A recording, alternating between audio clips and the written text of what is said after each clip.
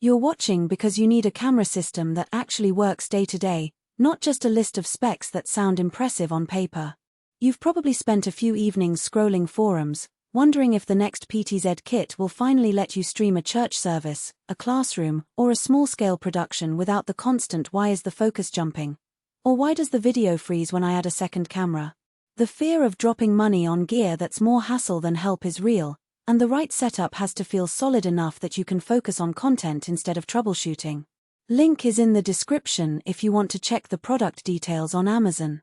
Let's unpack what the Tenveo 4K PTZ camera and controller bundle actually brings to the table, and why that matters for the kind of live video work you might be doing. First off, the kit is built around 4 VL12U cameras, each offering a 12x optical zoom and AI-driven tracking. The cameras talk to an IP network and draw power over an 8-port PO switch that comes in the box, so you don't have to hunt for separate adapters or worry about juggling power bricks on a cramped set. The controller is a 5-inch screen joystick that lets you pan, tilt, zoom, and switch presets with a thumb's ease, while the PC500 switcher handles 4 HDMI SDI inputs at 4K 60 frames per second, letting you flip between angles in real time. All of this is wrapped in a 3-year warranty and a promise of lifetime customer support from Tenveo. Who should actually consider this bundle? If you're a small to mid-size creator who needs multiple high-resolution angles, think a community theater streaming its productions, a church that wants to capture both the altar and the congregation, or an educational institution recording lectures with a single operator, this kit hits a sweet spot. The AI tracking feature, for example, can follow a speaker moving across a stage without you having to manually adjust focus or zoom. In a live stream of a worship service, you can set a preset for the pastor, another for the choir, and let the AI keep the framing tight while you switch between them on the fly. The PO switch means you can mount the cameras up high on a ceiling or on a truss, run a single Ethernet cable, and still have power and video flowing without a tangled mess.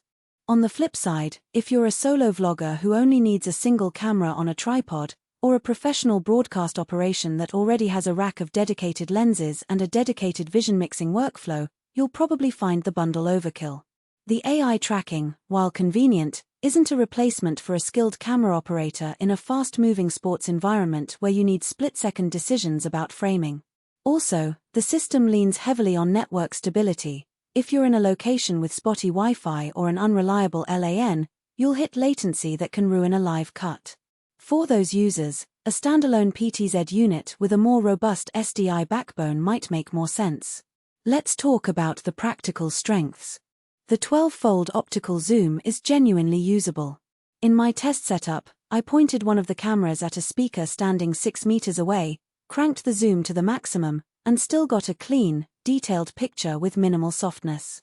The lens maintains its sharpness across the range, and because it's a true optical zoom, you don't see the pixel stretching that cheap digital zooms introduce. The AI tracking works decently in moderate lighting. It can lock onto a face and keep it centered even as the person steps left or right. In a classroom scenario, that means you can set the camera on a wide shot, then let the AI isolate a student asking a question without pulling a second operator. Low-light performance is a common pain point for PTZ cameras, and the VL12U does a respectable job. The sensor isn't the size of a cinema camera, but it handles dim environments better than many entry-level models. When I dimmed the stage lights to a typical rehearsal level, the image stayed reasonably bright, though you do start to see a bit of noise in the shadows. The good news is that the AI auto exposure can compensate on the fly, so you're not constantly tweaking manual exposure knobs while the show runs.